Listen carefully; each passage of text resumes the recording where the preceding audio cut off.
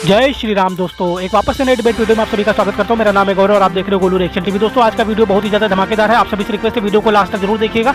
दोस्तों जैसा कि आपको पता है कि बहराइच में जिस तरह से दंगे हुए उसमें जो है हिंदुओं की शोभा यात्रा पर पत्थरबाजी हुई, वहीं में गोपाल मिश्रा नाम के जो हिंदू भाई हैं उनको जो है गोली मार के जिहादियों ने जो है मौत के घाट उतार दिया है। दोस्तों आज की डिबेट में आप लोग देखेंगे शोभना यादव जो करके जो जी न्यूज़ की पत्रकार है, ये जो है उन जिहादियों का समर्थन करते हुए नजर आ रही है, और गोपाल मिश्रा जो जिसकी हत्या हुई उसको दोषी ठहराते हुए नजर आ रही है। दोस्तों ये आज पत्रकार नहीं समाजवादी पार्टी की प्रवक्ता के रूप में ज़्यादा नजर आ रही है। दोस्तों आज की डिबेट आप लोग देखिए और देखिए किस तरह से हिंदू राष्ट्र की बात पे जो है किस तरह से चिढ़ते हुए नजर आ रही है, वहीं बाबरी मस्जिद बताते हुए नजर आ रही है। अन्य पैनलिस्ट जो वीएचपी के जो पैनलिस्ट है उन्होंने इनको जो है बहुत अच्छे से धोया है। तो दोस्तों ज़्यादा देर न करते हुए डिबेट को शुरू कर लेते हैं। चैनल पर पहली बार है, चैनल को सब्सक्राइब जरूर करेगा। दोस्तों चलिए वीडियो को चलते।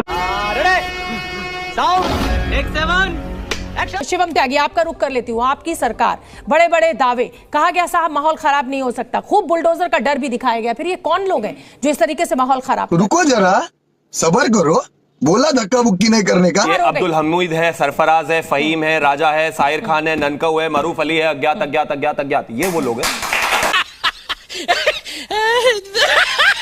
ये गोपाल मिश्रा नहीं है, ये राम गोपाल मिश्रा नहीं है जो छत पर चढ़कर हरे रंग के झंडे को उखाड़ कर रेलिंग तक उखाड़ देते हैं। तो गोली मार दोगे पलट के?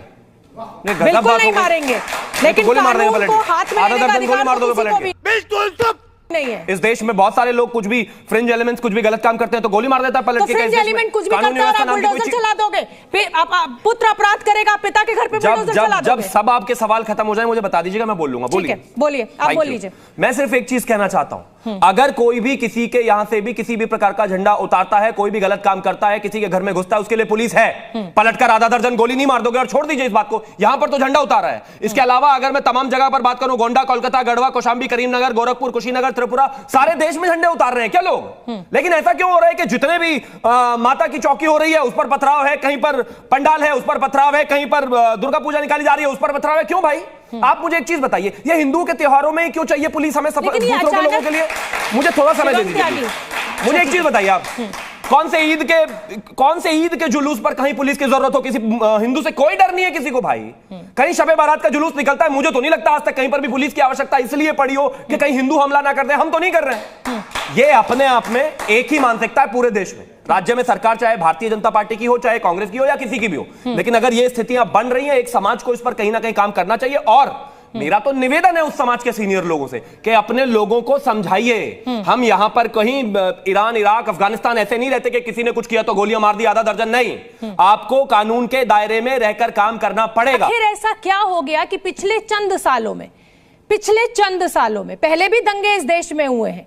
जब बाबरी मस्जिद जिस तरीके से ढहाई गई उसके बाद भी इस देश ने दंगे देखे, मुजफ्फरनगर के भी दंगे देखे, लेकिन बहुत सालों से जैसा कि बीजेपी की सरकार ये दावा करती रही कि साहब इन सब पर हमने रोक लगा दी है, कानून व्यवस्था हमारे आते। फिर अचानक ऐसा क्या हो गया? मुझे तो 10 सीटों पर उपचुनाव भी दिखाई दे रहा है। क्या कोई साजिश है? अब आपको उपचुनाव दिखाई दे रहा होगा, वहां पर एक बच्चे की जान चली गई, आप जो उपचुनाव में लगे हैं। कोई उपचुनाव नहीं है जी। मैं कह रहा हूं आपको, ये भारतीय जनता पार्टी या फिर उत्तर प्रदेश का विषय है ही नहीं, ये पूरे देश का विषय है, एक मानसिकता का विषय है। हिंदुत्व अगर हिंसक होता तो इस देश में हर जगह ऐसा होता, हर जगह दिक्कतें होती।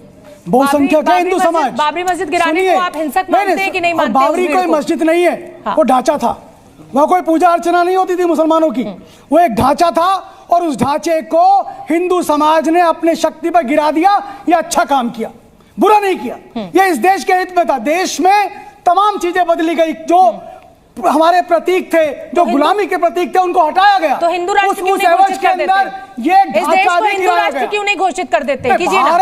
भारत को हिंदू राष्ट्र घोषित करने की आवश्यकता नहीं है। भारत हिंदू राष्ट्र है।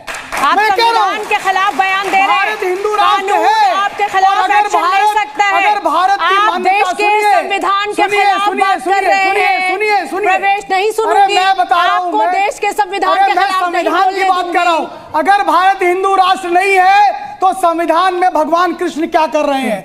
अगर भारत हिंदू राष्ट्र नहीं है, ठीक है, चलिए ठीक है, मैं जल्दी से भगवान राम का राम दरबार जल्दी से कंचना, अगर भारत हिंदू राष्ट्र नहीं है, ठीक है, तो बौद्ध ये जिस तरीके का नैरेटिव खड़ा किया जा रहा है, साहब हम हिंदू राष्ट्र हैं, ये संविधान के खिलाफ बात की जा रही है। अरे रुक जाइए, अरे साहब आपके आवाज ऊंची करने से भारत हिंदू राष्ट्र हो नहीं जाएगा। जो भारत संविधान से ही चलेगा, उसको संविधान हिंदू है। कंचना जी, संविधान का अर्थ अलग हो जाएगा। कंचना जी, नहीं, प्रोफेसर साहब हमारे भी प्रोफेसर हैं और जेएनयू से हम साथ में आए हैं। ये जो संविधान पढ़े होंगे, हो सके इनके हिसाब से हो, लेकिन हमने जो संविधान पढ़ा है उसमें कहीं नहीं लिखा है कि भारत एक हिंदू राष्ट्र है। भारत एक ऐसा देश है जहां पर हर एक जाति, हर एक धर्म पीसफुली कोएग्जिस्ट कर सकता है। और इसीलिए किसी पार्टी की प्रवक्ता के नाते नहीं, एक इस देश के नागरिक होने के नाते इस सारी हिंसा को देखते हुए बहुत दुख हो रहा है, क्योंकि हम एज ए भारतीय हम चाहते हैं कि हमारा हर एक रिचुअल, हर एक कार्यक्रम हमारा पीसफुल तरीके। ठीक है, वो देश है जहां पर राम की पोशाक एक मुसलमान परिवार तैयार करता है। आपके जी न्यूज के माध्यम से पूरे संसार को मैं बताना चाहता हूं, पहले भी मैं बताया था कि इनकी कोई कंट्री नहीं थी, इनकी 51 कंट्री बन गई। क्रिश्चियन कब आए, उनकी 101 कंट्री बन गई। क्या भारतीय आर्यावर्त, क्या हिंदुओं के लिए एक कंट्री हिंदुस्तान नहीं होना चाहिए? ये अलग प्रश्न। अरे ये तो 75 साल पहले होता ना, अब आप क्यों देश तोड़ने पे लगे हुए हैं? हमको कहने दीजिए जो बात, हमको 1 मिनट तो समय दीजिए आप। हाँ। मैडम कह रही हैं कि न हिंदू राष्ट्र था, ये कभी सेकुलर शब्द कब जोड़ा गया है? इनको मालूम है? संविधान पढ़ी है कभी? नहीं, सब आप ही ने पढ़ा हुआ है। इस संविधान को आप धूप का चश्मा जो अंधेरे स्टूडियो में लगा के आए, सब आप ही ने पढ़ा हुआ है, हमने कुछ नहीं पढ़ा हुआ है। दूसरी बात देखिए, इस तरीके की टिप्पणी करते हैं, बहुत बताइए। अच्छे एंकर है और हमारा जी न्यूज बहुत पुराना न्यूज है। मैं कह रहा हूँ सदियों से अमरनाथ यात्रा चल रहा है और आज अरबों रुपया उस पर खाली रक्षा पर लगता है। संविधान हमारे हाथ में है और हर वो फंड कुचल दिया जाएगा जो देश में किसी सांप्रदायिकता के आधार पर धर्म बनाने की बात करता हो, चाहे जो भी हो। इसके खिलाफ जो कार्रवाई करनी चाहते हैं, जो भी करना चाहे वो कर दे।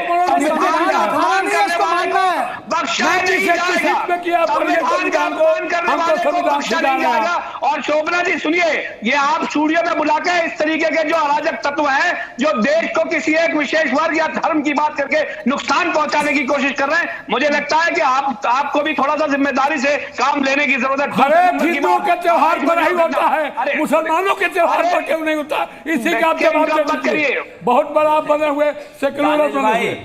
चलिए ठीक है, मजा आया। तो दोस्तों वीडियो हो चुका है समाप्त। अगर यहाँ तक आप लोगों ने वीडियो देख लिया तो आप सभी से रिक्वेस्ट है कि चैनल को सब्सक्राइब जरूर कर ले, साथ ही साथ बेल आइकन प्रेस करके ऑल पे क्लिक कर लेना, जिससे जब भी हमारा वीडियो अपलोड होगा उसका नोटिफिकेशन आपको आ जाएगा। तो दोस्तों चलिए वीडियो की बात कर लेते हैं। दोस्तों वीडियो में आप लोगों ने देखा आज किस तरह से पत्रकार शोभना यादव, जो कि समाजवादी पार्टी की प्रवक्ता के रूप में नजर आ रही है, पत्रकार कम और पार्टी का समर्थन करते हुए नजर आ रही है, और वहीं जो है हिंदू भाई का जिसकी निर्मम तरीके से हत्या की गई उसी को जिम्मेदार ठहराते हुए नजर आ रही है। दोस्तों आप इस विषय पर क्या सोचते हैं, कमेंट के माध्यम से अपनी प्रतिक्रिया जरूर दीजिएगा। तो चलिए इस वीडियो को यहीं पर समाप्त करते हैं, मिलते हैं आपको किसी और वीडियो में, तब तक के लिए जय श्री राम।